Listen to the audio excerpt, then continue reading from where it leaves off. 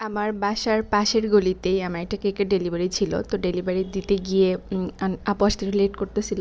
আমি দাঁড়িয়ে দাঁড়িয়ে ২টা বিড়ালের কাহিনী দেখতেছিলাম। দুজন যে কী করতেছিল, এ ওকে খোঁচা দেয়, ও ওকে খোঁচা দেয়, এরকম করতেছিল। এরপরে হচ্ছে বিকালের দিকে আমার শাশুড়ি মার সাথে গিয়েছিলাম একটু মার্কেটে।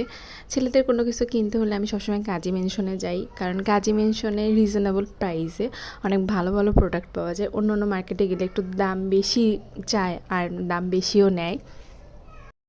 আমি সবসময় এই দোকান থেকেই কেনাকাটা করি। উনি অনেক কম প্রাইস রাখে।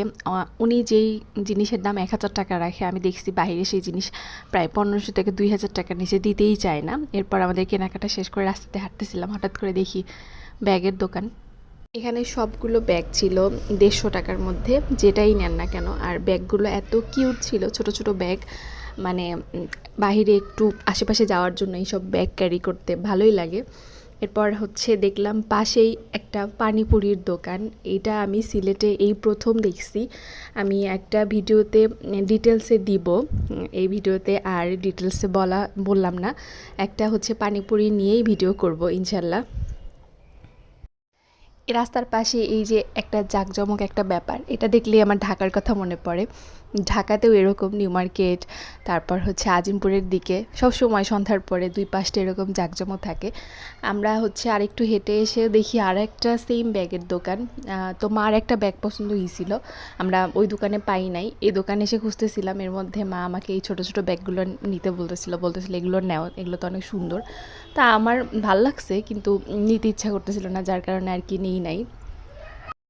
এরপর গিয়েছিলাম একটু শ্যামলী মার্কেটে। আমার টুকটাক কিছু ক্লিপ, তারপর হচ্ছে কাঁকড়া, এগুলো কেনার ছিল। তো শ্যামলীতে ইদানিং ক্লিপের দাম আর কাঁকড়ার দাম এত বেশি রাখে রে বাবা, মানে কোনো কিছু ধরা যায় না। আমি যখন মার্কেটে গেছিলাম তখন মনে হয় পূজা শুরু হয়ে গেছে, পূজার ১-২ দিন অলরেডি চলে গেছে, যার কারণে অনেক ভিড় ছিল। আমরা আসলে বেশি ঘোরাঘুরিও করতে পারি নাই, কারণ মানুষ এত বেশি ছিল, যার কারণে তাড়াতাড়ি চলে আসছি বাসায়। আর আমার অনেকগুলো কেকেরও অর্ডার ছিল। বাসায় এসেই আমি জাস্ট কোনো রকম ফ্রেশ হয়ে একদম কেক নিয়ে বসে গেছিলাম, কারণ পরের দিন আমার প্রায় ৪টা থেকে ৫টার মতো কেকের ডেলিভারি ছিল। আর রাত্রেই আমার সব কমপ্লিট করতে হয়েছে, কারণ সবগুলোই প্রায় হচ্ছে সকাল আর দুপুরের মধ্যে ডেলিভারি ডেট ছিল। আমি মোটামুটি সবগুলো কেকই আপনাদের সাথে শেয়ার করছি। এই কেকটা ছিল ১ পাউন্ডের মধ্যে, আর উপরে যে ফুলগুলো এগুলো সব কিন্তু একদম রিয়েল ফুল। আর এটা ছিল প্রায় ২.৫ পাউন্ডের মধ্যে। ধন্যবাদ সবাইকে ভিডিওটি দেখার জন্য। আসসালামু আলাইকুম।